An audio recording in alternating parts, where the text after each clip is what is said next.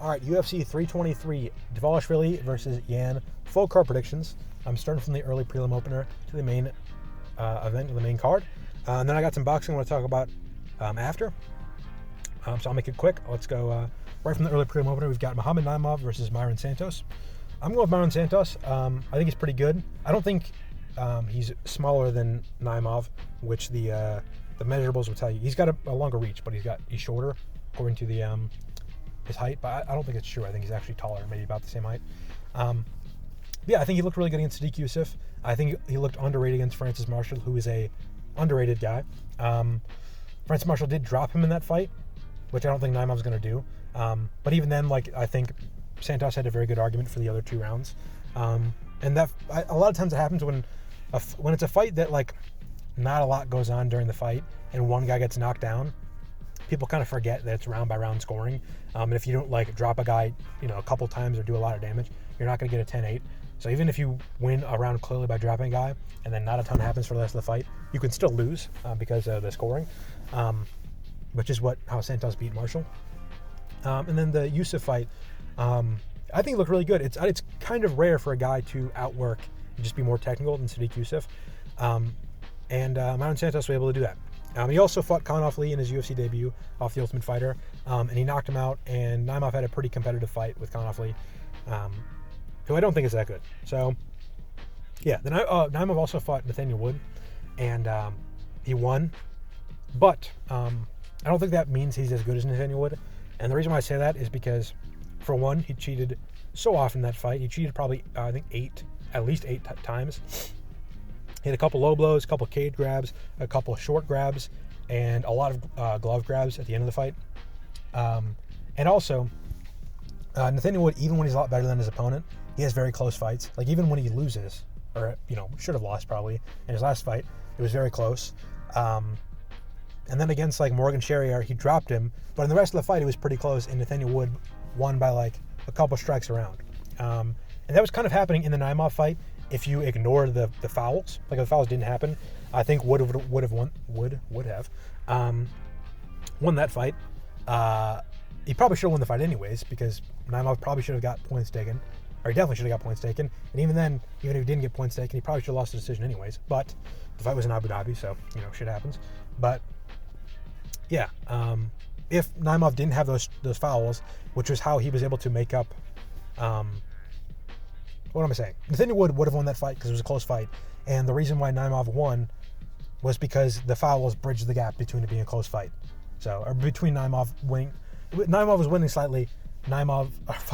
Wood was winning slightly. Naimov used fouls to bridge that gap, is what I'm trying to say. And that's how you got to beat Wood. If you want to beat Wood, you have to... Paul City, bro. Pete Wood is crazy. If you want to beat Nathaniel Wood, you have to make up the difference. And the difference is going to be pretty small because he likes to keep the fight close. So you got to hurt him or foul him or whatever. And Naimov fouled him. Okay, I'm going to pick Santos. He's a better fighter. Next fight of the card, you've got Mansur Abdul-Malik versus Antonio Trocoli. Antonio Trocoli sucks. Mansur Abdul-Malik, I don't think he's that great. He looked pretty shit in his last fight. He's looked pretty bad since he got hurt by Nick Klein. Was it Nick Klein or was that someone else? It was Nick Klein. Yeah, it was 2 fights ago he got hurt. But what I did like against Cody Barnage is even though he was looking bad and arguably losing in the 3rd round, he decided fuck, I'm losing. Let me actually he did a lot of inactivity in the first 2 rounds, which is why it was close. In the 3rd round, he was like, let me try to win now, and he ended up headbutting Barnage, and then finishing the fight there. And the fight was called a win by finish. Then it was called a win by technical decision. Then it was called a draw because you can't score in. The rule is in Georgia if you're fighting that in Georgia, United States. You can't score a round unless it was complete. In most states, you can't score a round unless the round was. It's up to the ref to decide if the round should be scored. I don't know. But they called the round 1 and 2 a draw, so the fight was a draw. Whatever. Mansur Abdul-Malik looked pretty bad in that fight until the 3rd round where he tried to get a finish. And I feel like if at any point in the fight he tries to get a finish against Trocoli, he's going to get the finish because Trocoli is one of the worst fighters ever in UFC history. I don't know why he's on the roster. He lost 2 fights. He got cut. He got re-signed. This fight isn't on short notice. What are they doing? Maybe he's a free win. Whatever. Troy's bad. He's really bad. There's a couple fights points in the Shah Magomedov fight where he literally wasn't even fighting in a stance. His feet were completely squared. And it wasn't like he got caught with his feet squared. It's like he willingly chose to put his feet squared when there are, unless you're like laterally moving, which he was not, there are zero advantages to your feet being square. And he did it anyways, which makes me think this guy just sucks at fighting. So I'm going to pick Abdul-Malik to beat him. If he beats Mansur Abdul-Malik, I'll eat my shoe. Next fight of the card, we've got Ibo Aslan versus Iwo Baraniewski. I think both these guys are a little overrated. Baraniewski, I think he's overrated because he fought a not UFC level guy in Muhammad Ali, not the dead American, but the currently alive and fighting Brazilian. And he fought him as a big underdog, and then he got a finish right away, and we didn't really see a ton about his fighting style against like a decent competition because his regional career was not that great, which is why he was the underdog, I think. But he got the finish, and then now he's in the UFC, and he's got to fight good guys, and if he doesn't get a finish right away, not a great look. He's also pretty small for light heavyweight. He's 6 foot, and Ibo Aslan isn't the tallest light heavyweight, and he's 3 inches taller, and he's maybe more brolic, like he's maybe bigger, which isn't a complete bad thing, because the problem with Ibo Aslan, what I said about him in his debut against Anton Trocoli, and the reason why the first 2 rounds of that fight were so close, and why he isn't able to win close rounds against a guy like Billy Alicana, is because he's slow as fuck. He's super, super slow. Now, he doesn't hit that hard because what's the formula? It's like force equals mass times acceleration or something like that, or is that speed? I don't know. If you want to hit a guy hard, you have to have heavy hands and hit the guy with your hands moving fast. And there's also leverage and shit like that. But he doesn't move his hands fast, so he doesn't have a lot of power. He's hard to finish guys. He finishes a guy like Rafael Cerqueira, but Cerqueira gets finished by, it's easier to finish fucking Rafael Cerqueira than it is to finish a breakfast, is what I'm trying to say. So, not impressed by that. Anton Trocoli, that fight was close until the 3rd round where we got the finish. But Anton Trocoli sucks, got cut after that fight. Ibo Aslan lost to Anton Trocoli earlier in his career. Bad look. He also lost his last 2 fights against Alicana and Kuchalaba. We're not very good. And I say all that to say, he is very slow. He's very hittable. He's also kind of predictable. He's not very aggressive. So, if he's not going to put pressure on Baraniewski, who is a lot faster because he's a middleweight, like frame-wise and weight cut-wise, he's going to get probably hit. And Baraniewski hits hard, and he hits fast. So yeah, he's going to have to like put pressure or something on Baraniewski to make him not throw his hands over and over again. And if he doesn't do that, he's probably going to get hit, and he's probably going to get caught because Baraniewski hits hard and Ibo Aslan slow. Okay. Yeah, I'm going to the first round knockout for Baraniewski. I don't think he's good, though, so we'll see what happens to him if he wins this fight. Next fight of the card, Edson Barboza versus Jalin Turner. I'm going with Jalin Turner. Barboza,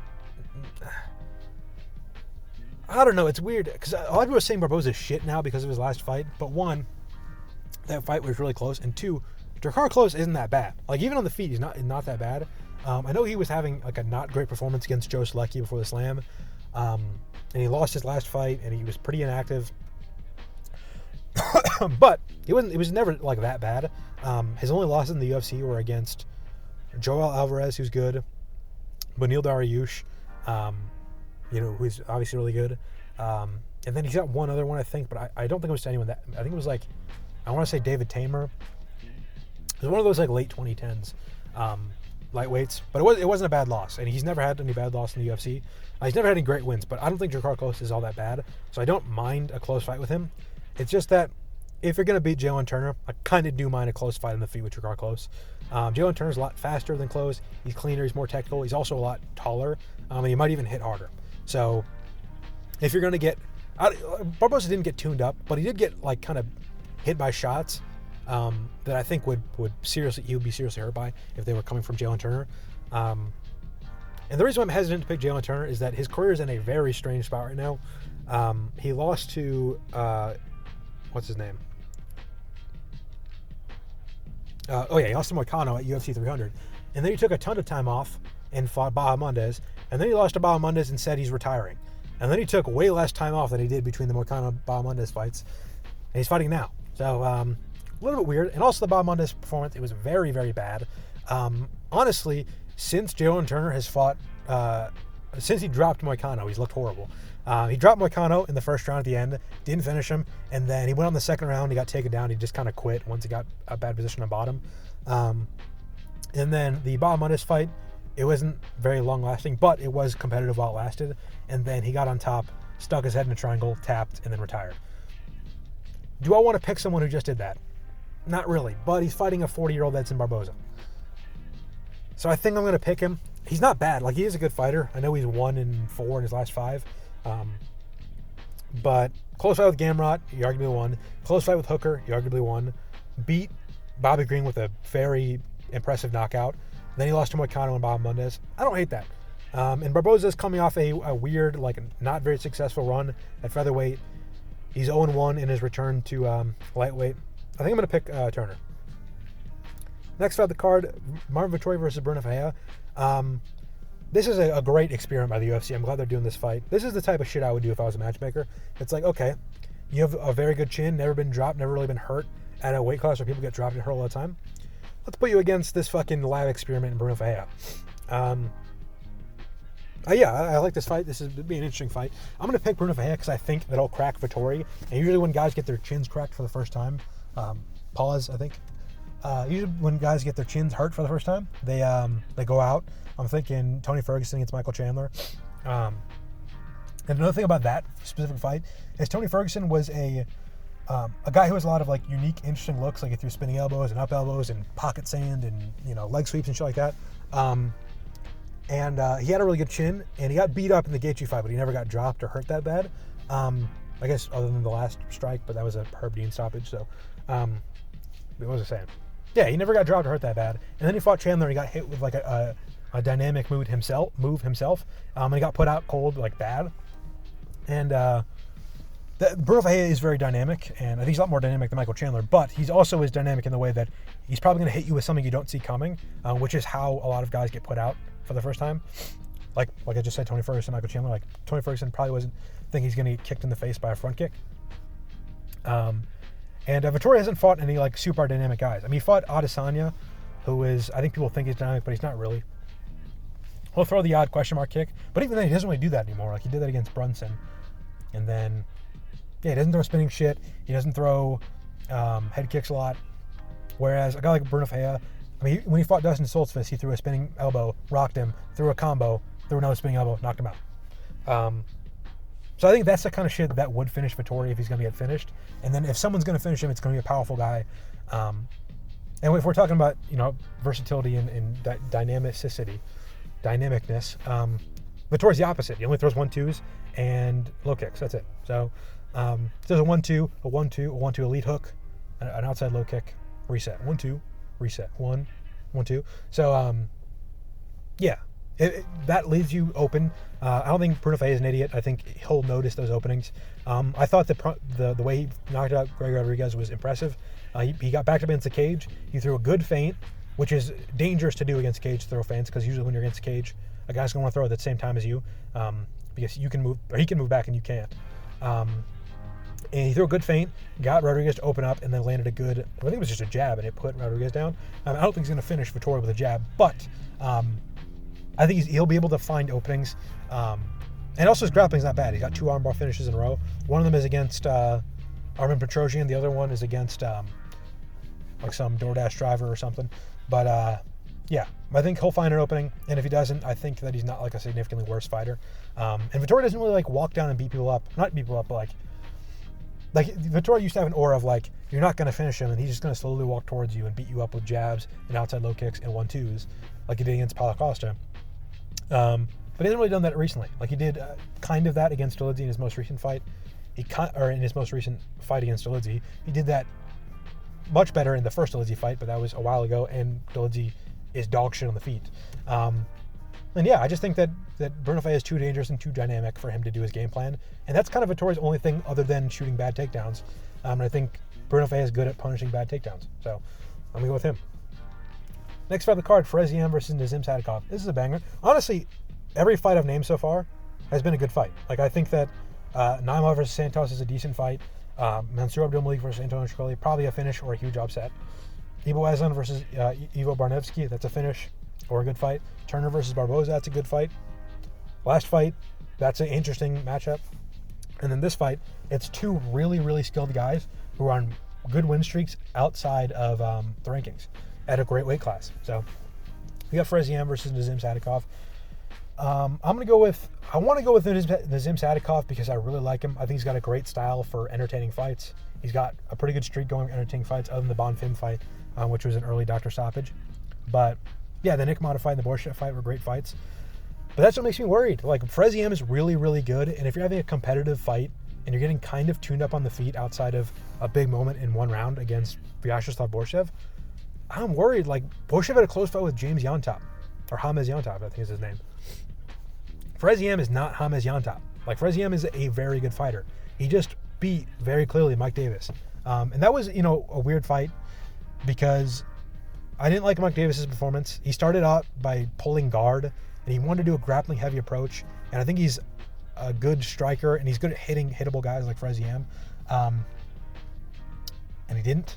But it was still a good performance. Like, Mike Davis is still really good, and he definitely gave a solid effort in that fight. And Ziam beat him. But yeah, back to the Borshchev fight with Sadykhov. Like, Borshchev is, I don't want to say he's hittable, but he keeps his chin in the air, keeps his hands kind of low. He's not the fastest guy. He's not the hardest hitter. He's not the best defensive guy. He has no takedown defense. He's not a very good grappler. And Sadykhov didn't have much for him in the fight in the second round. In the third round, he had already hurt Borshchev bad. Borshchev recovered and kind of styled on him, outlanded him 2-1 in the third round. And Sadykhov was able to get takedowns at will, but he wasn't able to hold him down, and Ziam is much better at stuffing takedowns than Borshchev. And Ziam is also, I don't want to say he's more dynamic, but he gives a lot more unique looks. He's going to mix it up more than Borshchev. Borshchev's going to throw shit you've never seen anyone else throw, like some interesting combos that you don't see MMA fighters do, but he's going to throw those in the first round, and then he's going to throw those again in the second round and again in the third round, whereas Ziam's going to throw some normal shit in the first round, and then some different normal shit in the second round, and maybe some unique shit in the third round. So it's like he's going to adapt and change it up, whereas Borshchev's not. And if Borshchev's going to win a third round against you doing the same shit he was doing in the first and second round, you're not going to beat Ziam. So I'm going to pick Ziam to win. I do think Sadykhov can catch him. I do think he can submit him. Sadykhov's a good grappler. He trains at where does he train? Syndicate. Who's that? Whatever. He trains with a good team. I guess Ziam's at Killcliff. So, but yeah, Ziam trains with some good grapplers. He can get a submission. He can take him down. Ziam did get finished by Terrance McKinney. In that way, he got taken down, submitted pretty quickly. But I think that if this fight goes the distance, which much of Sadykhov's fights and Ziam's fights go, I think that Ziam wins. And I think whoever wins this fight, or regardless, I think both these guys have a good chance to make a solid run at the top five. I can see them both beating a Michael Chandler and maybe a Beneil Dariush. I could see both of them beating Benoit. So yeah, I think this is a very exciting fight. And we've got even more. So until then, we've got Maycee Barber versus Karine Silva. I'm going Maycee Barber. Karine Silva arguably lost her last two against Dione Barboza and Viviane Araújo. The Araújo fight, she did nothing. She just stayed on bottom the whole time. The Barboza fight, she ended up on bottom, and then she didn't throw a ton. I'm sorry, Barboza didn't throw a ton from on top, and Karine Silva won from damage off bottom, which is very rare to rely on for women's MMA. That basically, it barely happens in men's MMA, but even less in women's MMA. And not only do I not think that would happen again if the same performance happens, she'd probably get a loss. Also, she's fighting Maycee Barber, who is much better at throwing damage from on top. And as far as women's fighters go, Maycee Barber is one of the better ones at trying to land damage, especially in the lower weight classes, the lower two. So yeah, I think if she gets on top, she'll land some damage. I also think that she's better on the feet than Viviane Araújo and Dione Barboza. I'm just worried about her getting taken down and controlled, but I don't know if Karine Silva is even all that good at doing that. Yeah, I mean, I don't like the Andrea Lee performance. I say that, Karine Silva, she arguably lost to Dione Barboza and Viviane Araújo, and it's well, Maycee Barber arguably lost to Miranda Maverick, who's solid, but also arguably lost to Andrea Lee, who's on a 7-fight losing streak. So I don't love that, but I think that Barber's better on the feet, better in the clinch, and if she ends up on top, I think she can win rounds, which is the only way that Barboza's, that's how she won her last fight. So, yeah. Well, not Barboza, Karine Silva. Whatever. Fuck that fight. Next fight of the card, we've got Terrance McKinney versus Chris Duncan. This is a banger. Terrance McKinney, if you're unfamiliar, he basically he gets a finish in the first 90 seconds, or he gets finished in the ensuing 200 seconds, which is a cool style. But I don't know if that's going to work very well against Chris Duncan. Chris Duncan, what I'm worried about is he fought the guy who's in the next fight, Manuel Torres, and he got taken down and he got finished right away. And I don't love that because Terrance McKinney's good at doing that. He's good at he did that against Ziam. He did that against Vyacheslav Borshev. You guys have mentioned already. So I don't love that, but I do think that if Duncan survives, he's the much better fighter than McKinney. We've seen McKinney have, close fights with not very good fighters. We've seen him get finished by guys like Bonfim, who aren't great finishers. Yeah, he's not like as far as, lightweights go. He's not a very skilled guy. Like the kind of style that he has, where it's finish or get finished, can work at light heavyweight and middleweight and heavyweight, but against skilled lightweights, it's not a very good style to do. Like, there's a thing called the game plan, which sometimes guys in lower weight classes use, and guys in higher weight classes don't really use.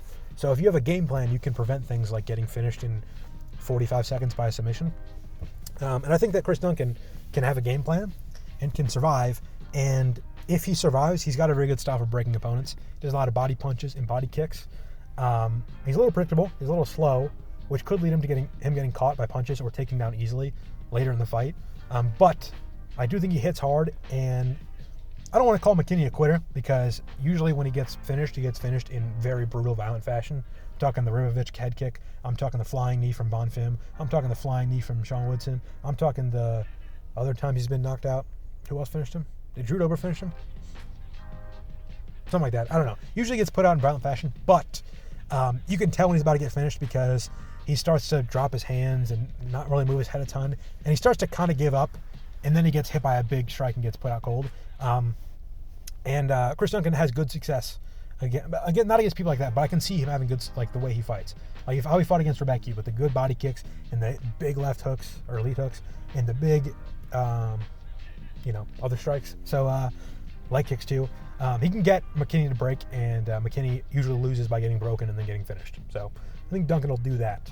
But I think there's a good chance he just gets finished right away or gets flash knocked out later. But he took a lot of damage against Rebecca and didn't get hurt real bad at any point.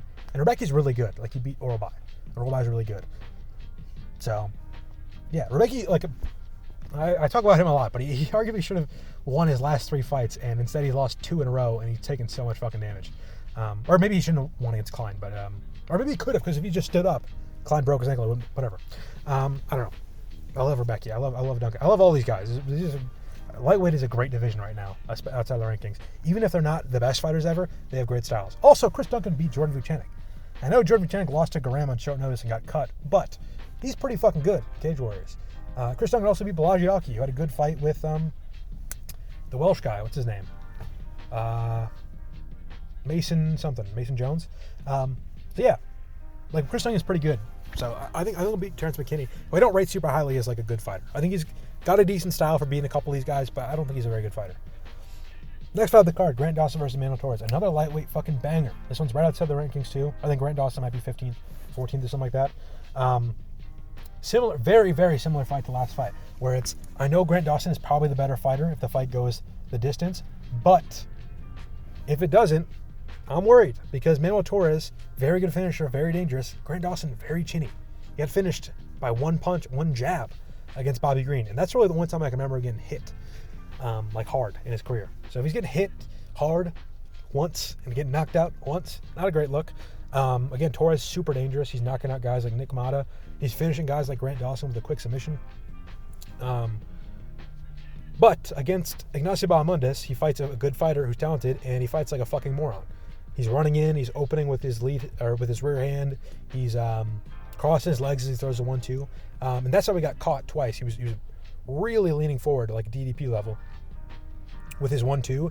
And Bahamondes put a counter right on his chin, dropped him, got up, same thing, ran right into a right hand, and dropped him, and then finished him with the ground and pound from there. And I don't think Grant Dawson is going to throw a slip off the center line, overhand right over the jab. I think what he's going to do is he's going to slip off the center line, and he's going to duck under the jab, and he's going to put Manuel Torres on his ass and take him down. I don't know if he's going to finish him there, because he won't the greatest finisher, but He's got good control. He's got good positional dominance. He'll beat a guy up. He'll drain a guy's gas tank. He's not Khabib, but he's one of the closer fighters to Khabib that lightweight scene. I think he's got a more like a dominating, maybe not finishing, but he's definitely got a more like beating a guy up style on the ground than like Makhachev or like Gamrot.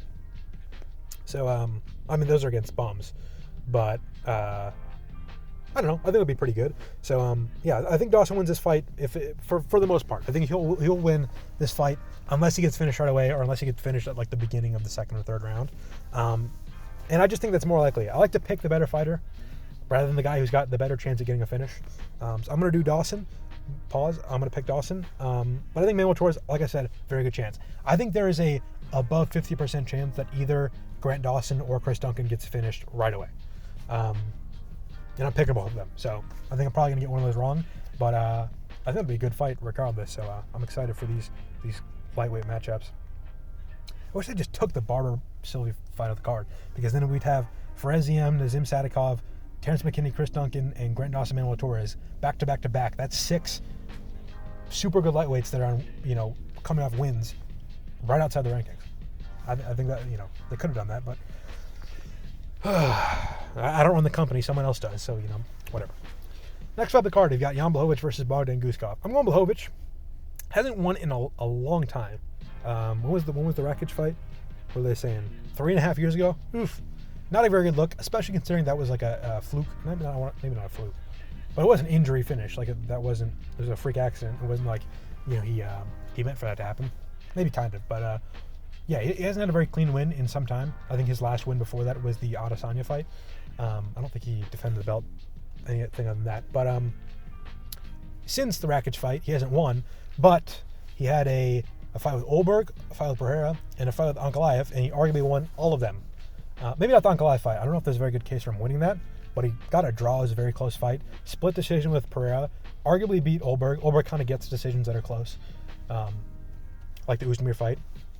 And speaking of Oezdemir, Bogdan Guskov is, a pretty big step up for this fight. He fought Krylov last, who's good. If you watched the UFC, for more than a couple years, you would have known that Krylov was a very good fighter before his long break. I still think he could be good. He just kind of fought like an idiot in his last 2 fights, ran on to counters, and got finished. But Krylov is a good fighter, but this is a pretty big jump up in skill for him. And the last time he took a pretty big jump up in skill was against Volkan Oezdemir, and I think his second UFC fight. And he got dropped and submitted in the first or second. Was the first round or second round? I don't know. But yeah, he got finished right away. And this is a similar jump up in skill, I think. And also, Blachowicz is a pretty similar fighter to Oezdemir. He's got good power. He's got pretty clean boxing. He's got some kicks. And he's got pretty good counter wrestling and submissions, especially that guillotine, which I'm pretty sure Oezdemir dropped him and used a guillotine. So, yeah, I like Blachowicz to win this fight. I think that he's a more technical fighter. We've seen him have very technical tit-for-tat fights in his last 4. Even the Rakic fight was pretty technical before the injury. And he went to a draw with Ankalaev, who's one of the better fighters in the history of the division at those tit-for-tat kickboxing fights. He had a split decision, arguable win against Alex Pereira, who is the current champion of the division. And he had a very close fight that, it's dumb to say it should have been a split decision, but I think that, there's a very good case for that fight going to Jan Blachowicz against Carl Solberg, who is fighting for the title. So arguably beat the current number 1 contender, the current champion, and had a very close fight with the most recent champion. So I don't think Guskov is going to out-technique him and beat him by decision. He was having a close fight with Billy Elikana, who is not ranked and not very good. And then, yeah, he's not... I think if Guskov's going to win this fight, it's going to be by finish, and Blachowicz hasn't been finished in forever. Actually, that's not true. He got finished by Teixeira not that long ago. That was like 4.5 years ago, was it? 4 years ago? 4 years and 1 month ago. So it's possible, like he could finish, but as far as finish on the feet, which is how Guskov has gotten his recent finishes, other than the Elikana fight, and again, Elikana was a bum who took that fight in short notice. His finishes him on the feet, and Blachowicz hasn't been finished on the feet since, what was it, like the Thiago Santos fight? That was like 7 years ago. So, yeah, I don't think Guskov's going to finish him on the feet. I'd be surprised if he finished him on the ground. He got finished by Glover Teixeira, who's one of the better grapplers in the history of the division, as far as, like, dominant control and finishes. So, I don't think Uskov's doing that. I don't think he's winning a decision. So I'm going to go with Blachowicz. Next fight of the card, we've got Henry Cejudo versus Peyton Talbot. I'm going with Peyton Talbot. And I'm doing that because I don't think Cejudo is very good against power strikers. I don't think he's fought anyone with like a crazy amount of power, especially in this division. Maybe DJ. But DJ doesn't have a ton of power. Who am I kidding? Not really Dillashaw. And the Dillashaw fight wasn't much of a fight.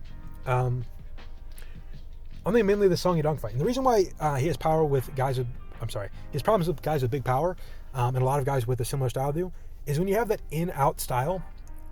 Let me start with this. If you're fighting a guy with big power and you're going to have a back and forth fight where you're not going to, take him down and hold him down or whatever, you need to outland him a lot, because if he lands as much as you do, he's going to do more damage because he hits harder. So if you want to land more, you have to turn up the volume or make him miss a lot. And with the in and out style that Cejudo uses, it's hard for him to turn up the volume a lot without taking a lot more risk. Because if he wants to turn up the volume, he can either throw more punches in his ins before he gets out, which makes him stay in the pocket longer, which is risky, or he needs to do more in and out movement, which makes him easier to time, and he needs to use a lot more gas, and it increases the amount of times you're risking getting hit. So that's risky because Talbot's a big puncher. And the other way he can do it is, what was I going to say? In and out. Yeah, I don't really know the path to victory for Cejudo, what I'm trying to say. I guess he could take him down and hold him down like Barcelos did. I think the Barcelos performance gets a little overhated. Obviously, it was a very bad performance from Talbot. He arguably got 10-8'd in 2 of the rounds. He lost all 3 very clearly. He got taken out, held down in dominant positions for most of the fight. But sometimes you see a good fighter give up position, and it doesn't show that they're a very bad fighter. And what I mean by that, we see against like Mauricio Huffy against Benoit Saint-Denis. We've seen Mauricio Huffy have decent grappling before. I still believe that he's got solid grappling, but he gets taken out by Benoit Saint-Denis. He's like, I bet his game plan that fight was, let's keep this on the feet. Benoit's open the feet. Let's keep it on the feet. Let me take advantage of his weaknesses.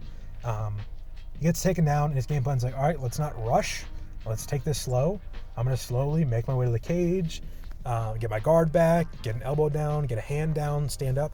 And as that happens, if you try to go slow and the other guy's a little more aggressive, he can just beat you in those positions. And if someone's 1% better than you, or has a 1% advantage over you in passing, as you do in keeping your guard, they go from full guard to half guard, to side control, to mount, or to back take. So you can be slightly worse and give up position. And I think that's basically what happened with Talbot. Talbot got taken down. He tried to take it slow. He tried to get to the cage. And as he did that, he wasn't being aggressive and like being dumb and giving up position. He was just being slightly worse and giving up position. And he got to his feet in I think all 3, maybe not round 2, but I'm pretty sure rounds 1 and 3, he got to the feet by the end of the round. He worked his way back up. And Cejudo is much smaller than Talbot, and he also doesn't really take guys down for control. He doesn't have a very like jiu-jitsu style of takedown or grappling. He's usually in and out, like times a good takedown well, and then gets you down. And then as you get up, he'll hit you, or he doesn't really hold guys down in like dominant positions, like other like jiu-jitsu, like Hani Barcelos does, or did in that fight at least. So I don't think Cejudo's gonna be able to do that, and I think his style on the feet is not very good for being a guy like Talbot, especially because Talbot's got very powerful kicks to the legs and body, and he also has a lot of good stuff over the middle. And if you're gonna come in and out, you're not going to come in and out at an angle. You're going to come in and out down the middle. And Talbot's got good jabs, knees, 1-2s. I think uppercuts. Like we saw him use a lot of good stuff up the middle against Cameron Simon, who was dipping his head a lot. And I think it'll be similar against Cejudo, especially because Cejudo's short. He's on that path for Talbot's knees and his uppercuts and stuff like that. So, yeah. And I also think Talbot's pretty quick for his power and size for the division. Usually when a guy's 5'10" at bantamweight, like a Montel Jackson hits hard, but he's not that quick. Like he's not gonna, I guess he did catch him on Blackshear with like a 1-2. Maybe that's a bad example. I think Montel Jackson actually is pretty quick. Actually, his nickname is, I'm pretty sure it's quick. But maybe a guy like Figueiredo, he hits hard, he's fast, but he's not like quick. He's not super snappy with his shots in the way that Talbot is. So it's not like Cejudo's gonna be like speed mog him, beat him in every exchange by going in and out before Talbot can react. It's like they're pretty similar speed, and Talbot's a lot bigger, a lot longer, and hits a lot harder. And I don't think he's that bad. Like Felipe Lima is a very good grappler, and Talbot was able to stop the takedowns and win the fight on the feet very clearly. And Felipe Lima is 5'9" and like a bantamweight, a big size bantamweight. and Henry Cejudo is a fat flyweight. So, yeah, I'm going to go with Talbot. Maybe by finish. It's hard to picture Cejudo even finished, especially by strikes. Like, he hasn't been finished in so long, since the first DJ fight, which was like 10 fucking years ago. And that was when Cejudo was super young and green to MMA. But I think that Talbot does have a good style. Like, he hits hard. A lot of stuff's down the middle. I could see Cejudo ducking in on a knee or coming in on a jab or a 1-2 or something like that and getting caught. I think it's very possible Talbot gets a finish. Maybe he just drops him. Maybe he doesn't at all. He just, outworks on the feet. Maybe he loses. But I think that most of the positive outcomes are for Talbot. And I get why Talbot's a favorite, but I really don't get why he's such a big favorite. Like, he's minus 275 right now. Probably going to move even more in his favor later on. I don't agree, but I think Talbot's going to win. All right, next fight of the card. I'm going to take a drink real quick. I've been talking for a while now. We've got Brandon Moreno versus Tatsuro Taira.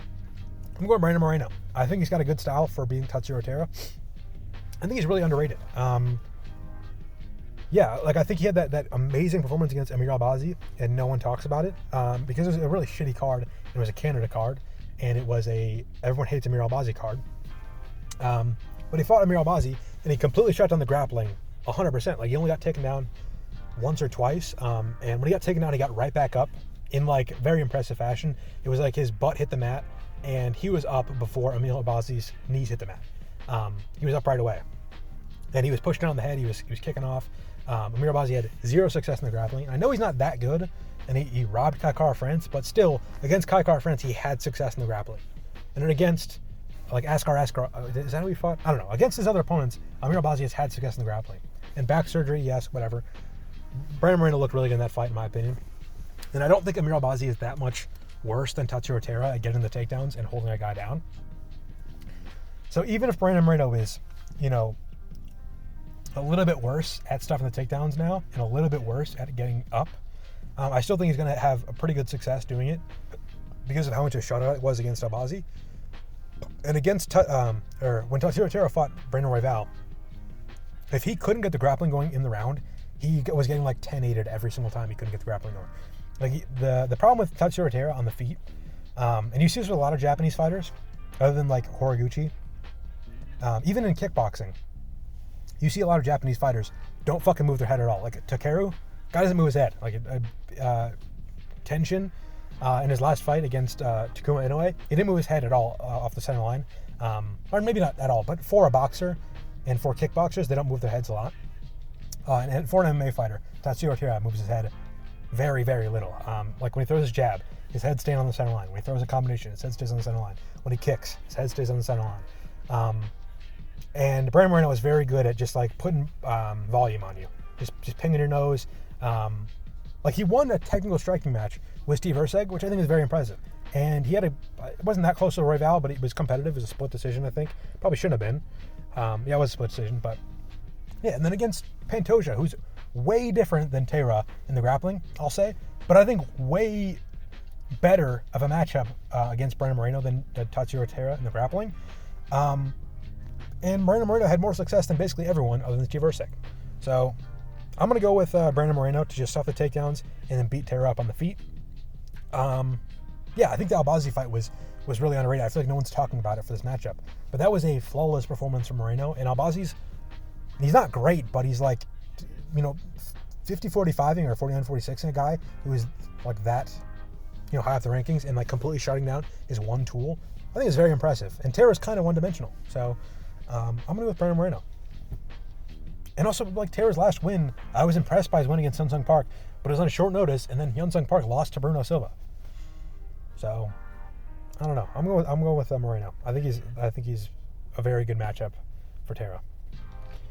Next up the card, we've got Alexandre Pantoja versus Joshua Van. We've got the fucking flyweight title fight. Two of my boys, two of my top guys. I would say both of them are definitely top 10 of my favorite fighters in the UFC right now. I would say Pantoja is definitely a lot more interesting of a style, and Van a lot more entertaining of a style. But yeah, I'm gonna go with Pantoja. And the reason why is because he has so many unique looks when it comes to getting takedowns. Joshua Van has only fought like one legitimate, like solid grappler at flyweight, on his run so far, and that was, I mean, Charles Johnson's a good grappler. He's fought a couple good grapplers, but as far as like guys that are grapple first, like I need to get takedowns to win the fight, he fought Ray Soria, who is a Japanese Olympic wrestler, and he whooped him. He beat him up, and he suffered all the takedowns except for one, and that one takedown Soria landed was his most unique one. It was a suplex against the cage. It was something you don't see a lot. And the problem with Joshua Van is he's only been training MMA for a couple years. He's very young. He's only 24. If he wins this fight, he'll be the second youngest champion ever, which is crazy for flyweight, like for a good weight class, because John Jones won it at 205 when 205 was 185. Yeah, he hasn't been training for super long. So when there's a unique look that you don't see a lot in MMA, it's going to be probably one of his first time seeing it ever. And he hasn't had years to train for all these little uniquities and idiosyncrasies that other like tenured fighters have had, which is like the one big disadvantage of being super green to the sport, is you're going to see shit you haven't seen before, and you might see it in the octagon in a title fight. Like I said, Ray Soria, the one like really unique move he went for was the one time he was able to take down Van. And the thing about Pantoja is that's everything he does. Everything he does is something you're like, who does that in MMA? That's ridiculous. Who does a crab ride to take the back against the cage? Who pulls bottom position and then, again, uses the crab ride to get like his hooks in? Who jumps onto a guy's back like he did against Kaya Sakura, or jumps onto a guy's back like he did against Kai Kara France, or uses an outside trip in stride in a combination after switching stances like he did against Kai Kara France? Like, who does that? No one does it but Pantoja. Who's in the 5th round stuffs a takedown against Usyk straight in the mount in the 5th round of a title fight that's high-paced? No one does. So I'm saying Pantoja does shit you don't see people do. And Van can't do that because he's super new to the sport. Like, you can't deal with a guy like, I don't know. That's the main point I'm trying to make, is that Pantoja has all of these very strange but like super high success rate things that he does in the grappling. I think a lot of them are even especially good against Van. And the reason why, you think about Brandon Royval, you think about Kai Sakura, you think about Kai Kara France.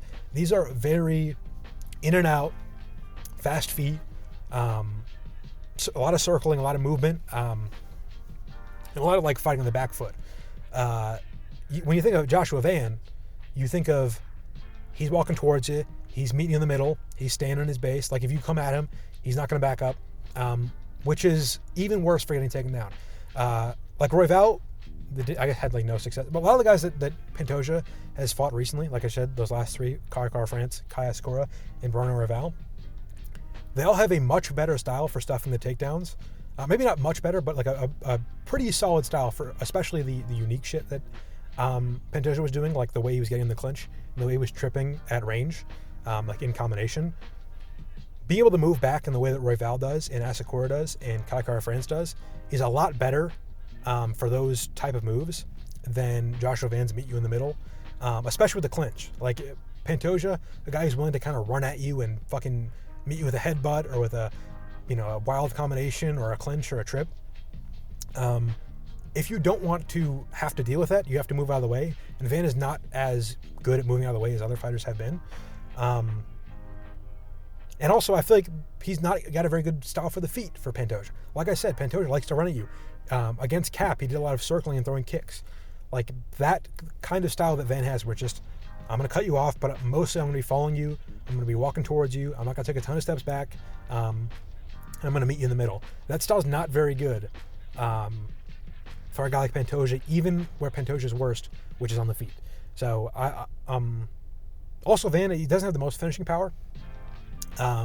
He's good at stuffing takedowns, and he's good at breaking guys over the distance, which is how someone's going to beat Pantoja when Pantoja gets beaten, or Merab's going to out-grapple him, whatever. If Pantoja, if you had to pick the perfect style to beat Pantoja, it would be a guy who stuffs every takedown, a guy who's got good power, a guy who's got good uppercuts and good work to the body, who's going to break Pantoja over 5 rounds and finish him later, or catch him, or something like that. And Van's got a lot of that stuff, but he's good at stuffing the traditional double legs. He's good at stuffing the traditional single legs and the work from the cage. But can he stuff the, I'm going to run at you, kick you, while you spin around, I'm going to jump on your back and choke you out? I don't know. And I'm really reluctant to pick anyone to do that, especially someone who's been training MMA for as little as Van has. All that being said, I love Van. I think he's got a very solid chance of beating Pantoja. Like I said, he can stuff the takedowns. He can beat you up on the feet. And that's how Erceg got a lot of success. Erceg didn't move a lot, wasn't a super mobile guy. He was a lot of meet you in the middle. Like, I'm not going to use a lot of footwork to get out of your way. I'm going to beat you with a punch. Or I'm going to, stuff your takedown. And that's how Erceg, like I said, had a lot of success. He stuffed the takedowns, and he had a lot of success against Pantoja on the feet by being the more technical, straight punches, meeting him there. I'm not going to let you win by running at me. But Erceg is significantly taller than Van. He's bigger than Pantoja, which Van is not. And he's got long range, and he's got very good leverage for landing punches. And he's a very, very, very good scrambler, like a very underrated scrambler. And Erceg had to use all of those moves to the greatest extent. Like, he had a lot of shit went his way in that fight. Like the way he was able to succeed on the feet in the way that no one else was able to. The way he was able to out-scramble Pantoja in a couple moments in the earlier rounds. All of that shit went his way, and he still lost the fight. I mean, it was a close fight, and I think there's a very good argument for Erceg winning, but everything went his way and he lost. And I don't think things are going to go as good for Pantoja or for Van, because he doesn't have the range, and I don't think he's as good as a scrambler. So I think Pantoja's got a very good chance at winning this fight. I think he's got a good chance to get a finish, because we've seen Van stuff at takedowns, but if he gets taken down and it's the best grappler in the division's history on his back, is he going to, prevent the submission? I don't think so. He's been preparing for this fight for a while, so maybe he's got all the answers. And I want to see if this fight gets later in the fight and it's close. I think the scenes will be incredible. I'm super hyped for this fight. But I think Pantoja is just too unique for a guy like Van who's too new to the sport. Next fight, we got the main event. We've got Merab Dvalishvili versus Petr Yan 2. I think there's an underrated chance that Jan wins this fight. I'm not going to pick him. He's a big underdog for a reason. Obviously, he had probably the least success of any of Merab's 5-round opponents. I feel like that's fair to say. Yeah, but let me tell you where he was successful. One thing that we saw Jan and Aldo have success against Merab in is stopping the takedowns. Merab has had a lot higher of a takedown percentage in his recent fights than his older fights. You look at the Sandhagen fight, he has over 50%. The second O'Malley fight, over 50%. And then later in the Umar fight, he's landing most of the takedowns he's going for. But against Aldo stuffed like 70% of the takedowns. Aldo stuffed all of them. And the reason why, maybe Merab has improved, but I don't think that's the main reason. He's always been a good grappler. He's always been a sambo guy. Aldo and Jan don't move at all. Like I was saying with the Van thing, like if you're gonna move, you're gonna get out of the way a lot of takedowns. But if he times you right, the takedown's free. Whereas Jan and Aldo, they would meet him there, and instead of getting taken down, they would stuff the takedown, but they would get held against the cage and lost the fight that way. So I don't know if that's going to change at all. Like, what is Jan? Jan's obviously not going to start moving, because if he starts moving, he's not going to be as good. I mean, maybe he does, try to use a lot of movement to get out of the way of the takedowns, but he's not going to do better than O'Malley and Sandhagen and Umar. I mean, maybe Umar, but O'Malley and Sandhagen are significantly better at like going in and out and moving a lot and circling, which, so if Jan like randomly starts to do that, he's not going to have as much success as them. They both lost. And if he's able to stop the takedowns, I don't know what has changed since the first fight, and where he'll be able to have any success. Obviously, it's 5 more rounds where he can get a finish. He's not the best finisher in the world. So I don't know what else he can do. If I had to make a game plan for him, what I would do is I would use a lot more pressure. I would hedge my bets on the first couple rounds. Like I need to win rounds 1 and 2 at least to give myself a chance. I would throw a lot more kicks. The thing about Merab and a lot of wrestlers, like you see with Islam, is they win the kicking every fight just because their other opponent doesn't want to kick them. So if I'm if I'm Jan, I'm going to back Merab up. I'm going to throw a lot of kicks. I'm going to try to win the kicks. I'm going to try to win the first couple rounds. And then I'm like, fuck it. If I win rounds 1 and 2, I'm starting to gas. Maybe I'll catch him in the 3rd, 4th, or 5th and win that round. And that's how I'm going to win the fight. But that's a very bad, way to place his bets. Another thing about Jan is that he's got the high guard, and we saw against Islam with JDM. If you use the high guard and the other guy's fast and good at timing takedowns, you're not going to be able to react in time to get your underhooks. So if you're just trying to frame, which Jan is saying Aldo, which Jan's pretty good at. Jan's pretty good at framing. That's why he has a lot of eye pokes. But if you're not going to be able to frame super well, and the guy's going to get under your guard, he's going to take you down a lot easier, or he's at least going to get a good takedown in. which is a lot of what Merab did in the first fight. It was he would get a really good takedown in, and then Jan would defend it perfectly with a great reaction, but he would still have Merab on his hips up against the cage, and then Merab would shoot again, and then he would shoot again, and then he'd shoot again to get the takedown. So I don't know what, like, I mean, if you're gonna want to beat Merab, you got to break him, and he has infinite cardio, and he doesn't get, he's a little chinny, but he gets hurt, and then he gets back and he wins the fight. So I don't know what to do. If I'm Jan, like I said, frame a lot, try to use a lot of pressure early on, try to maybe use leg kicks, body kicks, slow him down, and then try to catch him in the third, fourth, fifth round and win those rounds.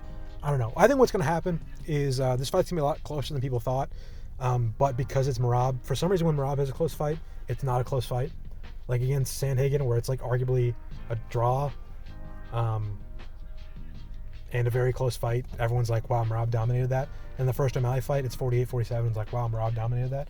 In the Umar fight, it's 48-47. And everyone's like, Merab dominated that. And it's like, well, if he didn't land one punch in the fifth round, you would have lost the fight. And against, I guess O'Malley, the fight wasn't that close, but it was 48-47. But against Sandhagen, it's like, he doesn't land that big hook in the second round. It's a completely different fight. But everyone's talking about like Sandhagen got dominated. I don't know. I'm going with Merab. I'm not a big Merab fan. You can probably hear by the tone of my voice. But I think he's going to win. He's got a good matchup for beating Jan. I think Jan's got a good matchup for beating Umar. So I hope Jan wins. Not because I don't like Umar, but because I think that's a much more interesting fight than any of the other fights in the division. I guess Pantoja versus Merab is an interesting matchup. I just think Merab's too big for that to be super interesting. But yeah, those are my picks for the UFC card. Let me know what you think in the comments. I've been talking for longer than I thought I was going to, so I'll go quickly through the boxing. We've got Pitbull versus Roach. I'm going with Roach. I think Roach is really good. I think he's improved a lot since that one. Who did he fight in like 2019? Was that Hitchens? I think he's improved a lot since then. He looked good against Tank. I think Tank often looks like pretty, like against Frank Martin, Tank didn't look that good. He just looked kind of shit until he found the big punches in like round 7. But against Pitbull, I actually thought, I'm sorry, not Pitbull. Against Roach, I thought Tank looked pretty good. Roach looked better. And against Tank, I think, fucking hell, I can't talk. I'll just use the real names because I can't fucking remember their nicknames. Isaac Cruz looked pretty solid against Tank, but I don't think Tank looked pretty good against Isaac Cruz. I think Tank looked pretty good against Lamont Roach. I just think Lamont Roach looked like an actual good fighter. Foster versus Fulton. I think Foster's fucking horrible. He lost. There was that one really bad robbery he had against Conceição, where he lost, but then he got a robbery in the rematch. So I think he's shit. He shouldn't be the champion. I think Fulton's really good. I think Fulton's going to beat him. Lara versus Gonzalez. Lara's going to win because Gonzalez is not Jenny Beck. And then Frank Martin versus Bartholomew. I'm going to pick Frank Martin. Is there any other fights in this card that I give a fuck about? Is Jordan Roach related to Lamont Roach? Maybe. Yeah, those are my picks of boxing. I think that's all the fights this week. Obviously, I wanted to see whatever that Kazakhstani guy's name is, Jenny Beck, Al-Makani or something, whatever. That fight got canceled because of steroids. But what's his name? Matias is allowed to fight even though he popped for Austrian, whatever. I don't know. Is that fight this weekend? I'll pick Matias if that fight's this weekend because he's on steroids. Yeah, let me know what you think of my picks. Like the video, subscribe, follow me on Twitter, links in the description. Comment if you disagree, want to hear more about something. You can see my Twitter. I'll live tweet the event. I've got a playlist on my channel with all my predictions for every UFC event this year and some other combat sports. I've been live tweeting the boxing. I've live tweeting the UFC, like I said. I've been tweeting every event. So again, go look at my Twitter. Twitter. Links in the description. Like the video, share the video, subscribe. Anything else? Next week is the last card of the year for the UFC. I'll probably do some predictions for the Inoue Nakatani event later in the year. I'll do some end of the year stuff, but this is my second to last prediction video for the year. Again, you want to see every prediction from the whole year, it's on the channel. It's in the playlist. And that's all. All right, thank you for listening. That was very long. It's one of my longer videos ever. I actually recorded this twice, so that's why my voice started out completely gone. But yeah, thank you for listening. Follow me on Twitter.